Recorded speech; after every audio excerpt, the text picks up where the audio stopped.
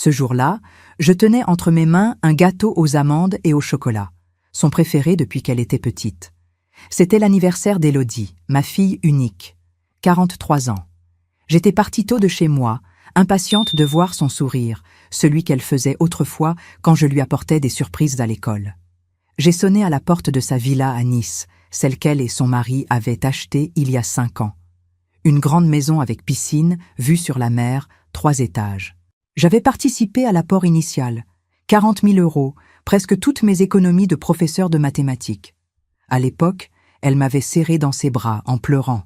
« Maman, sans toi, on n'aurait jamais pu la voir. » Mais ce matin-là, quand la porte s'est ouverte, ce n'était pas la même fille qui m'a accueillie. Élodie tenait son téléphone dans une main, un air d'agacement dans l'autre. « Ah, c'est toi ?» Pas de sourire, pas de bise, juste ces 4 mots, dits comme si j'étais un livreur. Je suis restée un instant sur le seuil, un peu déstabilisée. J'ai forcé un sourire. « Joyeux anniversaire, ma chérie. J'ai apporté ton gâteau préféré, et un petit cadeau. Je tenais aussi un petit paquet enveloppé dans du papier argenté, le collier de perles de ma mère, transmis de génération en génération. » Élodie a soupiré. « Mets-le sur la table de la cuisine. Je termine un appel. » Je suis entrée seule. La cuisine, en marbre blanc, brillait. Une autre de mes contributions lors de leur rénovation. Par la fenêtre, j'ai vu les jumeaux jouer dans la piscine avec leur maître nageur. Aucun ne m'a regardé. J'ai posé le gâteau avec précaution, en silence. Et puis j'ai attendu. 15 minutes peut-être. Le temps que l'enthousiasme que j'avais apporté avec moi s'évapore doucement. Quand Élodie est revenue, elle était impeccable comme toujours. Brushing parfait, manucure, parfum de luxe. Tout cela financé, autrefois, par le prêt que j'avais contracté pour sa clinique d'esthétique à Antibes. 150 000 € que je n'ai jamais revu. Elle a ouvert le frigo, pris une bouteille d'eau gazeuse, sans un regard pour moi. « Tu viens juste déposer le gâteau ou tu restes dîner ?» Sa voix tranchait comme un couteau froid. « Je pensais qu'on pourrait passer un moment ensemble, c'est ton anniversaire. Cela fait 2 mois qu'on ne s'est pas vu. » Elle a levé les yeux au ciel. « J'ai des plans ce soir. Hugo m'emmène dîner à la Mer Bleue. Encore un restaurant hors de prix. Encore une soirée où je n'existais pas. Je me suis assise sur un tabouret. Elle aussi. Elle a pris une gorgée d'eau, m'a fixée avec une expression étrange, tendue. « Maman, il faut qu'on parle. » Mon cœur s'est serré. Ce ton-là, je le connaissais. C'était celui qu'elle prenait, enfant, avant de dire quelque chose de blessant. Je réfléchis depuis un moment. À ma vie, à ce qui me rend heureuse. Je l'ai encouragée doucement. « Bien sûr, ma chérie. Dis-moi. » Elle a posé le verre avec un bruit sec et m'a regardé droit dans les yeux. « Ce que je veux vraiment pour mon anniversaire, ce serait que tu disparaisses de ma vie. Idéalement, que tu meures. » Le monde s'est arrêté. Je l'ai regardé sans comprendre. Mon souffle s'est coupé net. « Quoi ? » « Tu m'as bien entendu, maman. Je suis fatiguée de tes appels, de tes visites, de ton besoin constant d'être utile. Tu m'étouffes. 74 ans de vie, 43 ans de maternité. Et c'est ce jour-là que ma fille m'a souhaité la mort. Je me suis levée, mes jambes tremblaient, j'ai pris mon sac et le petit paquet. « Je ne peux pas croire que tu dises ça, Élodie. » Elle a ri doucement, un rire amer. « Tout ce que tu as fait, c'était pour toi, pour te sentir indispensable. Eh bien, tu ne l'es plus. » Je me suis dirigée vers la porte. Avant de sortir, j'ai murmuré « Joyeux anniversaire, ma fille !» et j'ai fermé doucement derrière moi. Ce qu'elle ne savait pas, c'est qu'à cet instant précis, une flamme venait de s'allumer en moi. Pas de vengeance, pas de haine. Une clarté nouvelle. J'allais faire exactement ce qu'elle m'avait demandé. Disparaître. Mais à ma manière. Mais avant de continuer, vérifiez si vous êtes déjà abonné à la chaîne et dites-nous en commentaire de quelle ville ou pays vous nous regardez. Nous aimons beaucoup savoir jusqu'où nos histoires voyagent. Cette nuit-là, je n'ai pas dormi. Je suis rentrée dans mon petit appartement au centre de Nice, encore sonné par les mots d'Élodie. Ils tournaient en boucle dans ma tête. « Ce que je veux pour mon anniversaire, c'est que tu meurs. » Je n'arrivais pas à y croire. J'ai vécu pour elle chaque jour de ma vie. Et voilà comment elle me remerciait. Je me suis préparé un thé, mais je ne l'ai pas bu. Je suis resté à la table de la cuisine, immobile, le regard perdu. Puis, au bout d'un moment, quelque chose s'est déclenché. Pas de la colère. Non, une lucidité glaciale. J'ai sorti un vieux classeur de l'armoire, celui où je gardais tous les relevés, les reçus, les virements, les garanties que j'avais signées pour elle depuis plus de 40 ans. Une véritable archive de ma dévotion. J'ai tout aligné sur la table. Les virements pour son école privée, les factures de sa clinique d'esthétique, les prêts que j'avais contractés pour ses maisons, ses mariages, ses voitures. J'ai pris un cahier vierge et j'ai commencé à noter, ligne après ligne, date après date, euro après euro. Quand j'ai fait le total, j'ai eu le vertige. Plus de 250 000 euros. 250 000. Tout ce que j'avais gagné, tout ce que j'avais mis de côté, tout ce que j'avais sacrifié pour elle. Et en échange, un seul vœu, ma disparition. J'ai refermé le cahier, et j'ai compris. J'avais été utile, oui, mais pas aimée. Aimée pour ce que je donnais, pas pour ce que j'étais. Alors, j'ai pris une décision. J'allais disparaître, mais pas pour mourir, pour me retrouver.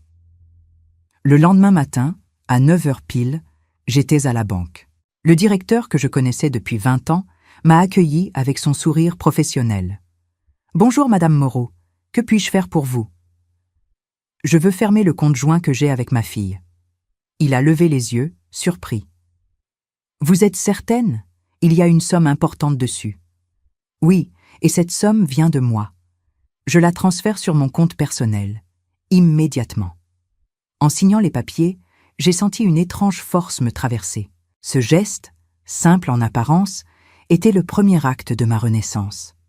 Ensuite, je suis allée à la société de crédit immobilier. Il y a 5 ans, j'avais signé comme garante du prêt d'Élodie et de son mari Hugo pour leur villa. À l'époque, je voulais les aider à commencer leur vie. Cette fois, je voulais simplement comprendre mes droits. L'agent, une femme élégante d'une 50aine d'années, m'a reçue avec amabilité. « Vous êtes bien mentionnée comme garante, madame. Cela veut dire que vous avez la possibilité d'intervenir si les emprunteurs présentent un risque de défaut. » Je me suis souvenu de ce qu'Élodie m'avait dit la semaine précédente. « Hugo a perdu beaucoup d'argent dans un investissement. Mais ne t'inquiète pas, on va s'en sortir. » Autrement dit, ils étaient déjà en retard. J'ai demandé une copie complète du contrat et des échéances. Puis, calmement, « Je veux être informé de tout mouvement suspect sur ce dossier. » La conseillère m'a regardé avec curiosité. « Vous pensez agir ? » ?»« Non, pas encore. Mais je veux être prête. » En sortant, j'ai levé les yeux vers le ciel bleu de Nice. Je me suis sentie plus légère, plus droite. L'après-midi, je suis passée à la boutique d'un agent de voyage que j'avais repéré depuis des années sans jamais oser franchir la porte. Un jeune homme aimable m'a accueilli. « Bonjour madame. Comment puis-je vous aider ? Je voudrais des informations sur un séjour long à Barcelone. Peut-être. Pour recommencer ma vie. » Il m'a souri. « Un nouveau départ ? C'est une belle idée. » En rentrant chez moi, j'ai commencé à écrire une lettre. Pas une lettre de plainte. Une lettre de vérité. J'y ai mis tout ce que j'avais fait, donné, supporté. Chaque sacrifice, chaque renoncement. Et à la fin, j'ai écrit.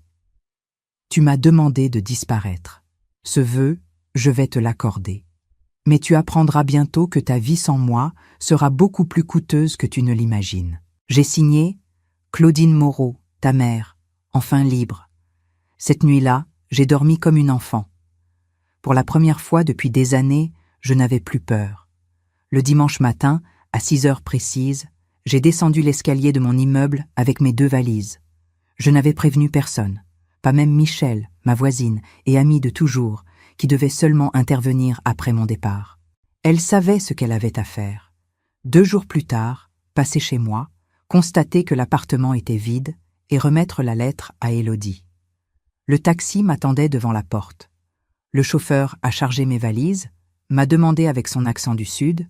« Aéroport de Nice ? » « Oui. » « Allez simple. » J'ai regardé une dernière fois ma façade, les volets verts que j'avais peints moi-même il y a 15 ans. Je n'ai ressenti aucune nostalgie. C'était fini. Dans l'avion, je n'ai pas fermé l'œil. Trop d'adrénaline, trop de pensées. Je ne fuyais pas, j'existais enfin pour moi. À 11 heures, l'avion a atterri à Barcelone. Le ciel était d'un bleu éclatant. Un jeune homme m'attendait à la sortie, un panneau à la main, Madame Moreau. Il s'appelait Antoine, l'agent de voyage. Un sourire franc, des yeux clairs. « Bienvenue en Espagne, madame. Vous êtes prête pour votre nouvelle aventure ?» Plus que prête. Il m'a conduite à un petit appartement meublé, au cœur du quartier gothique. Un 2 pièces lumineux, avec un balcon donnant sur une petite place bordée d'arbres.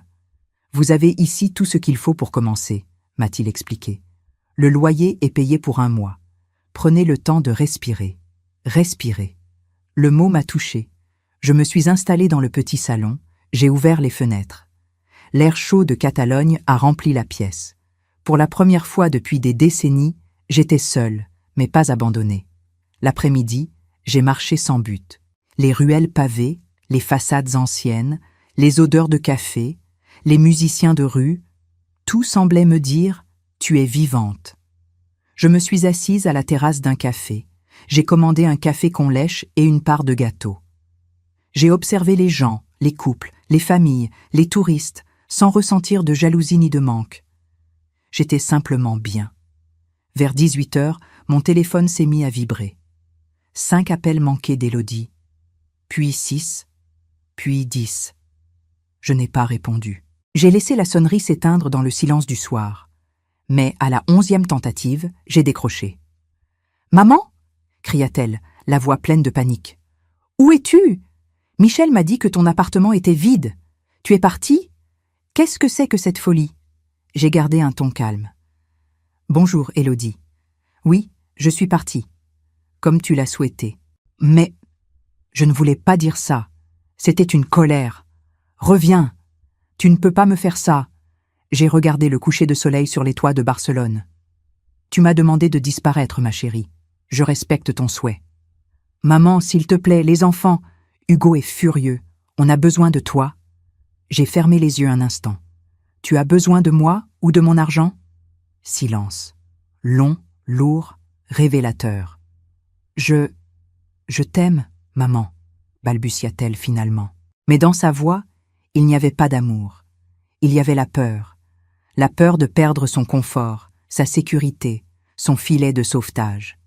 « Élodie, j'ai tout donné, et aujourd'hui, je donne enfin quelque chose à la seule personne que j'ai toujours oubliée. Moi. » J'ai raccroché doucement. Puis j'ai éteint le téléphone. Cette nuit-là, j'ai dormi les fenêtres ouvertes. Le vent tiède entrait dans la chambre, portait avec lui les rumeurs de la ville, les rires au loin, la musique d'un bar. Je me suis sentie vivante, apaisée. En fermant les yeux, j'ai souri. Je venais de comprendre la phrase la plus libératrice de ma vie. Disparaître n'est pas fuir. C'est choisir la paix quand tout le reste n'est plus possible. Les premiers jours à Barcelone ont filé comme un rêve. Chaque matin, je me levais tôt, j'ouvrais les fenêtres de mon petit appartement et je laissais entrer le soleil doré du sud. Le silence, le café chaud, le simple bruit de la rue en contrebas, tout cela avait un goût de liberté. Pendant plus de 40 ans, ma vie n'avait été qu'une succession d'obligations. Le travail, les comptes, les besoins d'Élodie. À présent, je n'avais plus rien à prouver à personne. Un matin, j'ai pris rendez-vous avec Monsieur Lemoine, un conseiller financier français installé à Barcelone. Un homme à la voix douce, aux lunettes rondes, qui m'a accueilli avec bienveillance. « Madame Moreau, d'après vos relevés, vous avez des ressources confortables. Si vous gérez bien, vous pouvez vivre ici tranquillement le reste de votre vie. » Je l'ai écoutée, attentive, presque émue. C'était la première fois depuis longtemps qu'un professionnel parlait de mon avenir à moi, pas de celui d'Élodie. « Vous pourriez investir une partie de vos économies ?» continua-t-il. « Les rendements sont stables, et cela vous garantirait une belle retraite. » Je me suis surprise à sourire. Je n'aurais jamais cru dire ça un jour, mais j'ai envie de penser à moi, enfin. En sortant du rendez-vous, j'ai marché sur les Ramblas. Les fleurs, les artistes de rue, les terrasses pleines, tout semblait vibrant. J'avais l'impression d'avoir 20 ans, sauf que cette fois, je savais ce que je voulais. Les jours suivants, j'ai commencé à me créer une nouvelle routine. Les mardis, je suivais un cours d'aquarelle près du port. Les jeudis, je prenais des leçons d'espagnol pour le plaisir d'apprendre. Et les week-ends, je partais marcher avec un petit groupe de retraités francophones. C'est lors d'une de ces promenades que j'ai rencontré Louisa, une Italienne de 76 ans. Une femme pétillante, cheveux argentés, rire franc. Elle m'a raconté qu'elle aussi avait quitté sa famille après des années de manipulation. À un moment, m'a-t-elle dit, il faut cesser de se sacrifier, sinon on se perd soi-même. Ces mots ont résonné en moi comme une vérité ancienne que j'avais oubliée. Pendant ce temps, les appels d'Élodie se multipliaient. Elle changeait de ton à chaque message, tour à tour en colère, suppliante, agressive. Je ne répondais pas. Jusqu'au jour où j'ai reçu un appel d'un numéro français inconnu. C'était une assistante sociale. Madame Moreau, ici la protection sociale de Nice. Votre fille a signalé une inquiétude à propos de votre état de santé mentale. J'ai cru mal entendre. Ma santé mentale? Oui. Elle prétend que vous souffrez de troubles cognitifs et que vous êtes manipulé par des personnes étrangères. Je suis restée silencieuse un moment, partagée entre rire et consternation. Ma propre fille essayait désormais de me faire passer pour folle, simplement parce qu'elle ne contrôlait plus ma vie. « Très bien, » ai-je répondu calmement. « Vous pouvez vérifier. Je vis à Barcelone, en parfaite santé, et je prends mes décisions seule. » Le lendemain, j'ai contacté Maître Dupont, mon avocat en France. Un homme de confiance, qui connaissait mon dossier depuis des années. Quand je lui ai expliqué la situation, il a soupiré. « Elle veut vous discréditer pour récupérer le contrôle sur vos finances. C'est courant dans ce genre de conflit familial. » Que puis-je faire? Nous allons déposer une plainte pour diffamation et demander une expertise médicale officielle. Cela fermera définitivement la porte à ces accusations. 2 semaines plus tard, je me suis rendue au consulat de France à Barcelone pour l'évaluation. Le médecin, un homme attentif, m'a posé des dizaines de questions. À la fin, il a noté calmement « Madame Moreau, non seulement vous êtes parfaitement lucide, mais vous avez fait preuve d'un courage et d'une organisation exemplaires. » J'ai quitté le consulat la tête haute. Le rapport médical a été transmis au service français, confirmant que tout était faux. Quelques jours après, Maître Dupont m'a appelé. « Le dossier est clos, et votre fille sera notifiée qu'elle a porté une fausse accusation. » Je l'ai remerciée d'une voix tranquille. Je ne voulais pas me réjouir de sa honte. Je voulais simplement récupérer ce qu'elle m'avait volé depuis des années, ma dignité.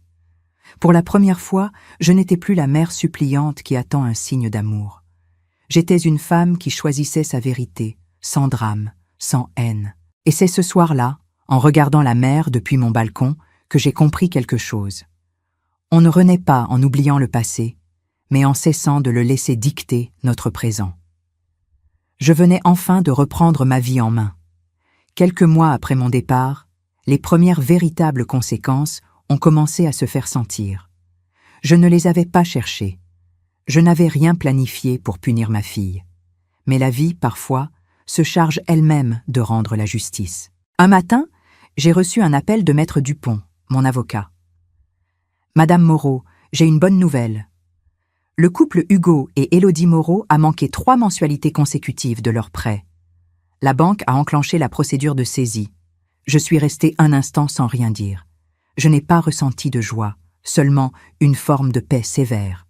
« Et que devient ma garantie ?» ai-je demandé. « Vous récupérerez votre apport initial, ainsi que les intérêts. Environ 45 000 €. » J'ai murmuré simplement « Parfait, merci, maître. » En raccrochant, j'ai fermé les yeux. Tout ce que j'avais craint pendant des années, perdre de l'argent, perdre leur affection, perdre ma place, était déjà arrivé. Et pourtant, je n'étais plus brisée. J'étais debout. Quelques semaines plus tard, j'ai reçu un long courriel signé Hugo. Je l'ai lu lentement, avec une étrange distance. « Claudine, j'ai vu ton interview sur Internet. Ce que tu as dit est vrai. Je n'ai jamais eu le courage de m'opposer à Élodie, même quand je savais qu'elle te manipulait. Les enfants te réclament, Élodie leur a dit que tu étais malade, mais ils ne la croient pas. Je voulais seulement te dire que je regrette. Je te souhaite d'être heureuse, vraiment. Je suis restée un long moment devant l'écran, les mains posées sur le clavier, sans savoir quoi répondre. Puis j'ai écrit « Merci pour ton honnêteté, Hugo ». Les excuses ne changent pas le passé, mais peut-être t'aideront-elles à devenir un meilleur père. C'est tout ce que je souhaite. J'ai envoyé le message, puis j'ai refermé l'ordinateur. Aucune rancune, juste la clôture d'un chapitre. Dans les mois qui ont suivi, j'ai travaillé sur quelque chose de plus grand. Un livre, une sorte de témoignage, mais aussi un guide pour les femmes comme moi, celles qui avaient tout donné jusqu'à s'oublier. Je l'ai intitulé « Quand l'amour maternel détruit, renaître après 70 ans ». J'y ai raconté mon parcours, mes erreurs, mes prises de conscience, mes choix. Pas pour accuser ma fille, mais pour montrer à d'autres mères qu'il n'est jamais trop tard pour reprendre sa place dans sa propre vie. L'éditeur a adoré le manuscrit. Le livre est sorti en librairie, puis sur les plateformes en ligne. Je ne m'attendais à rien. Et pourtant, en quelques semaines, il est devenu un véritable succès. Des dizaines de messages arrivaient chaque jour. Des femmes de France, de Belgique, du Canada. Toutes disaient la même chose. Votre histoire m'a réveillée. Grâce à vous, j'ai enfin mis des limites à mes enfants. Je ne suis pas seule. Je lisais leurs mots les larmes aux yeux. Mon histoire, née d'une humiliation, devenait un outil de libération pour d'autres. Un soir, alors que je dînais sur ma terrasse à Barcelone, un email inattendu est apparu sur mon téléphone. L'expéditeur, Élodie Moreau. Je suis restée figée quelques secondes. Puis j'ai ouvert. Maman, j'ai lu ton livre. J'ai pleuré du début à la fin. Je ne te demande pas de me pardonner. Je voulais simplement que tu saches que j'ai compris. Je sais maintenant tout ce que tu as fait pour moi et combien je t'ai blessée. Je ne mérite peut-être plus ta présence, mais j'espère au moins ta paix. Je n'ai pas répondu. Je ne voulais pas rouvrir la porte du passé. Mais pour la première fois, je n'ai pas ressenti de colère en lisant ces mots, seulement une sorte de calme infini. Parce qu'au fond, elle avait raison. Je lui avais enfin offert la seule leçon que je n'aurais jamais pu lui enseigner autrement. Que les actes ont un prix, et que l'amour, sans respect, finit toujours par se taire. J'ai levé mon verre de vin face au ciel rose du soir, pas pour fêter ma victoire, mais pour célébrer ma paix. 3 années ont passé depuis ce fameux anniversaire. Parfois, j'ai du mal à croire que je sois la même femme qu'alors, celle qui pleurait dans un taxi en quittant Nice, le cœur brisé, une valise de regrets sur les genoux. Aujourd'hui, je suis assise sur le balcon de mon appartement à Barcelone, face à la mer. Le soleil couchant enveloppe tout d'une lumière dorée.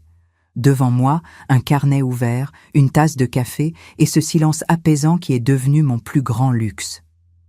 Ma vie est simple, et pourtant, elle me comble. J'ai des amis sincères, des voisins bienveillants, des habitudes qui m'appartiennent. Je peins, je lis, je marche chaque matin au bord de la mer. Et surtout, je ne vis plus dans l'attente de l'amour d'autrui. Il y a quelques mois, j'ai reçu une lettre manuscrite, soigneusement pliée, envoyée depuis la France. L'écriture tremblée m'a tout de suite émue. C'était celle de mes petits-fils. Chère mamie Claudine, papa nous a raconté la vérité sur ton départ. Il a dit que maman t'avait dit des choses très méchantes et que tu avais décidé de recommencer ta vie ailleurs. On veut que tu saches qu'on t'aime et qu'on est fiers de toi. Quand on sera plus grand, on viendra te voir à Barcelone. Tu nous manques beaucoup. J'ai relu la lettre plusieurs fois. Leurs mots étaient simples, mais vrais. J'ai pleuré, pas de tristesse, mais de gratitude. Parce qu'ils comprenaient, parce que, d'une certaine façon, la graine de vérité avait fini par germer. Je leur ai répondu « Mes chers petits, je vous aime de tout mon cœur. Ce que j'ai fait, je l'ai fait pour survivre, mais aussi pour vous donner un exemple, celui d'une femme qui refuse de se laisser détruire, même par ceux qu'elle aime. Quand vous serez plus grand, ma porte vous sera toujours ouverte. D'ici là, soyez bons, soyez libres, et n'oubliez jamais, les mots ont un poids, et le respect est la base de tout amour. » Cette lettre-là, je l'ai écrite avec la main tremblante, mais le cœur léger, Quelques semaines plus tard, j'ai reçu un message d'Élodie. 3 ans de silence, puis soudain, cet email. Je l'ai ouvert sans peur. Maman, j'ai relu ton livre, et j'ai enfin compris ce que tu voulais dire. J'ai perdu bien plus qu'une mère. J'ai perdu la femme qui me soutenait, même quand je ne le méritais pas. Je ne te demande pas de revenir. Je voulais simplement te dire que je t'aime, et que j'espère que tu es heureuse. Tu le mérites. Je n'ai pas répondu. Pas parce que je lui en voulais encore, mais parce que certaines histoires doivent se taire pour continuer à vivre dans la paix. Je n'ai pas besoin d'entendre ses excuses. Je les ai déjà reçues dans le simple fait qu'elle ait enfin compris. Ce soir, en regardant les lumières du port, j'ai pensé à tout ce que la vie m'avait appris depuis ma disparition. Qu'on peut renaître à n'importe quel âge, qu'il n'est jamais trop tard pour se choisir soi-même, et que la liberté, la vraie, c'est de ne plus dépendre du regard de ceux qu'on aime. Je ne suis pas partie pour fuir. Je suis partie pour me sauver. Et, sans le savoir, c'est peut-être le plus beau cadeau que j'ai jamais pu offrir à ma fille. L'exemple d'une femme qui ne s'effondre pas, mais qui se relève avec élégance. Je lève mon verre vers la mer, à la femme que j'étais, à celle que je suis devenue, et à toutes celles qui comprendront ces mots. Parce qu'un jour, j'ai disparu, pour enfin exister. Si cette histoire a touché votre cœur, répondez ici dans les commentaires. À ma place, qu'auriez-vous fait? N'oubliez pas de regarder la prochaine vidéo qui apparaît sur votre écran. Elle apporte un rebondissement surprenant et émouvant qui vous captivera du début à la fin.